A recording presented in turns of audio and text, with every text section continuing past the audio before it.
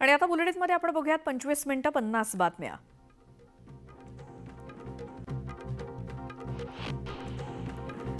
बॉलिवूड अभिनेता सैफ अली खानवरती चाकू हल्ला झाला. वांद्र्यातल्या त्याच्या राहत्या घरात शिरलेल्या अज्ञात व्यक्तीकडनं हा हल्ला करण्यात आला. दरम्यान सैफ अली खानवर लीलावती रुग्णालयात उपचार सुरू आहेत. लीलावती हॉस्पिटलमध्ये सैफ अली खानवर शस्त्रक्रिया करण्यात आली. डॉक्टर डांगे आणि डॉक्टर लीना यांच्याकडनं सैफवर शस्त्रक्रिया झाली. दरम्यान सैफची प्रकृती आता स्थिर असल्याची माहिती डॉक्टरांनीच दिली.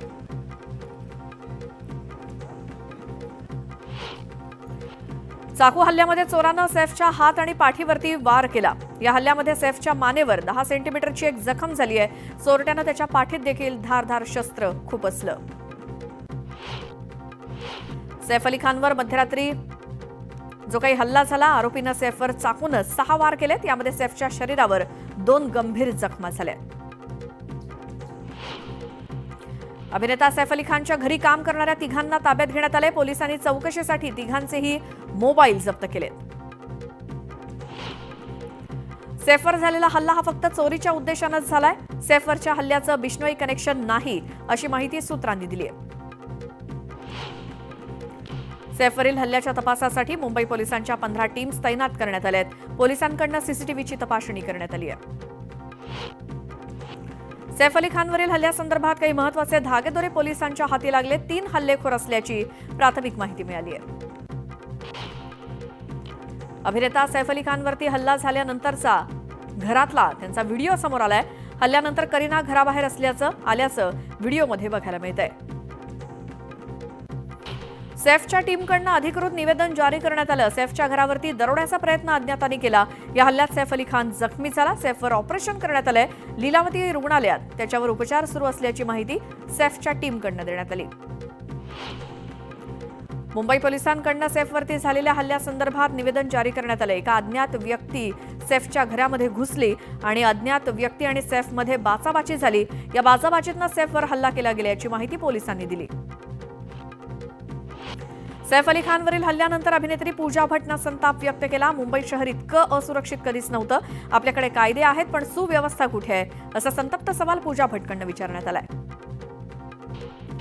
सैफ अली खानच्या हल्ल्यावरनं आमदार जितेंद्र आव्हाडांनी काही प्रश्न उपस्थित केले. सैफवरील हल्ला पूर्व नियोजित कटाचा भाग असू शकतो. वार करण्याची पद्धत बघता वार जीवे मारण्याच्या हेतूनच केला असावा, असं आव्हाड म्हणाले.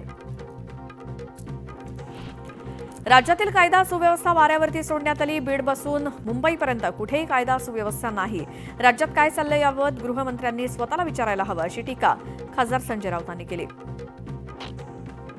अभिनेता सैफ अली खानवरील चाकू हल्ला हा खरं तर पंतप्रधान नरेंद्र मोदींना धक्का आहे. काही दिवसांपूर्वी खान कुटुंब मोदींना भेटलं होतं, असं वक्तव्य खासदार संजय राऊतांनी केलं. सैफ सुद्धा सेफ नाही असं ट्विट करत अनिल देशमुखांनी सरकारवर निशाणा साधला. मोठ्या कलाकारांवरती हल्ले होणं दुर्दैवी असून कायद्याची भीती कुणाच्याही मनात राहिलेली नाही. हल्लेखोरांवर कठोर कारवाई करण्यात यावी, अशी मागणी देशमुखांनी केली. अभिनेता सैफ अली खानवरील हल्ल्याचं वृत्त धक्कादायक आहे. मात्र या हल्ल्याच्या निमित्तानं राज्यातील गुन्हेगारी कोणत्या स्तराला गेली हे दिसून येत आहे. प्रसिद्ध अभिनेत्याचं घर सुरक्षित नसेल तर सामान्य माणसाचं काय, असा सवाल विचारत रोहित पवारांनी सरकारवर निशाणा साधला. खासदार सुप्रिया सुळेंनी सैफ अली खानच्या कुटुंबियांशी संवाद साधला. सैफ अली खानवर उपचार सुरू असून सैफ सुरक्षित असल्याची माहिती सुळेंनी दिली. सैफ अली खानवरचा हल्ला हे गृह खात्याचं अपयश आहे. मुख्यमंत्री देवेंद्र फडणवीसांनी याकडे लक्ष दिलं पाहिजे, असं बजरंग सोनावणे म्हणाले. बारामतीत खासदार सुप्रिया सुळे आणि खासदार सुनेत्रा पवार एकाच मंचावरती आल्या होत्या. यावेळी सुळे आणि सुनेत्रा पवारांनी एकमेकींशी संवाद साधला. बारामतीत विकास कामांची पाहणी केल्यानंतर पर्यावरण मंत्री पंकजा मुंडे भारावून गेल्या. उपमुख्यमंत्री अजित पवारांच्या सोबतच वक्तशीरपणाचं देखील मंत्री पंकजा मुंडेंनी तोंड भरून कौतुक केलं. नव्या सरकारमध्ये मंत्री आस्थापनेवरती खासगी सचिव अथवा विशेष कार्य अधिकारी अशा महत्त्वाच्या पदांवरती खासगी व्यक्ती नियुक्तीला मनाई करत मुख्यमंत्री देवेंद्र फडणवीसांनी मंत्र्यांनाच धक्का दिलाय. मुख्यमंत्र्यांच्या या निर्णयामुळे सेवानिवृत्त अधिकाऱ्यांना मंत्री आस्थापनेवरती नियुक्त करण्याच्या मंत्र्यांच्या निर्णयाबाबत उलटसुलट चर्चा सुरू आहे. विधानसभा निवडणूक निकालानंतर निर्माण झालेला काँग्रेस प्रदेशाध्यक्षपदाचा पेच अद्यापही कायम आहे. प्रदेशाध्यक्षपदी अनुभवी किंवा तरुण नेत्यांना संधी मिळावी अशी काँग्रेस श्रेष्ठींची इच्छा आहे. मात्र शिफारस केलेल्या नावांपैकी कोणीही तयार नसल्यामुळे आता अंतिम निर्णय पक्षश्रेष्ठींनाच घ्यावा लागणार आहे. जय बापू, जय भीम, जय संविधान असा नारा देत काँग्रेसकडनं देशव्यापी जनसंपर्क मोहीम राबवली जाणार आहे. येत्या 26 जानेवारीला पक्षाच्या वतीनं संविधान वाचवा या राष्ट्रीय पदयात्रा मोहिमेचा प्रारंभ होणार आहे. वर्षभर ही मोहीम सुरू राहणार आहे. महापालिका निवडणुकीच्या पार्श्वभूमीवर मनसेचा राज्यस्तरीय मेळावा मुंबईत होणार आहे. यावेळी स्वबळावर लढायचं की युतीसोबत जायचं याबाबत पदाधिकाऱ्यांची मतं जाणून घेऊन त्यावरती निर्णय घेतला जाईल असं अध्यक्ष राज ठाकरे यावेळी मार्गदर्शन देखील करणार आहेत.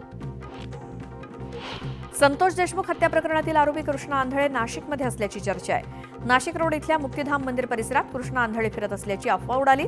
त्यानंतर नाशिक पोलिसांनी इथल्या मुक्तिधाम मंदिर परिसरात पाहणी करत सीसीटीव्ही फुटेजची तपासणी केली आणि सोशल मीडियावरती व्हायरल होणारे फोटो हे कृष्णा आंधळेचे नसल्याचं पोलिसांनी सांगितलं. वाल्मिक करारच्या सुनावणीच्या वेळी बीड न्यायालय परिसरामध्ये वकील आणि पोलिसांमध्ये चांगलीच बाचाबाची झाली. त्यामुळे काही काळ गोंधळ उडाला. बीडचे पोलीस उपअधीक्षक विश्वंभर गोल्डे महिला वकिलांना अरेरावी करत दमदाटी करतानाचा व्हिडिओ समाज माध्यमांवरती व्हायरल झाला. संतोष देशमुख हत्येप्रकरणी कारवाईमध्ये सरकार कुठेही कमी पडलेलं नाही. तसंच या प्रकरणी योग्य कारवाई होत असल्याचं नारायण राणेंनी म्हटलं.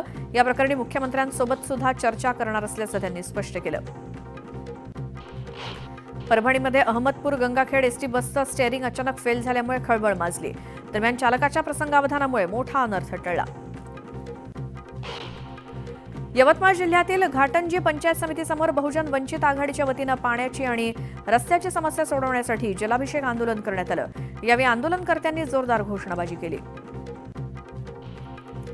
विकलेल्या कांद्याचे पैसे न मिळाल्यामुळे वैजापूरमध्ये पाण्याच्या टाकीवर शेतकऱ्यांनी शोले स्टाईल आंदोलन केलं. यावेळी आंदोलक शेतकऱ्यांनी जोरदार घोषणाबाजी केली. कराड तालुक्यातील मलकापूर नगर परिषदेच्या गटाराचं पाणी महामार्गावरती आल्यानं नागरिकांना दुर्गंधीयुक्त पाण्यातनंच प्रवास करावा लागतोय. रस्त्यावरती साचलेल्या पाण्यामुळे हायवेवरती ट्रॅफिक जाम झाल्याचं बघायला मिळालं. त्यामुळे नागरिकांनी संताप व्यक्त केला. सांगलीमध्ये 17 जानेवारी ते 26 जानेवारी दरम्यान श्रीराम कथा आणि नामसंकीर्तन सोहळ्याचं आयोजन करण्यात आलं. मुख्यमंत्री देवेंद्र फडणवीस 22 जानेवारीला या कार्यक्रमाला भेट देणार आहेत.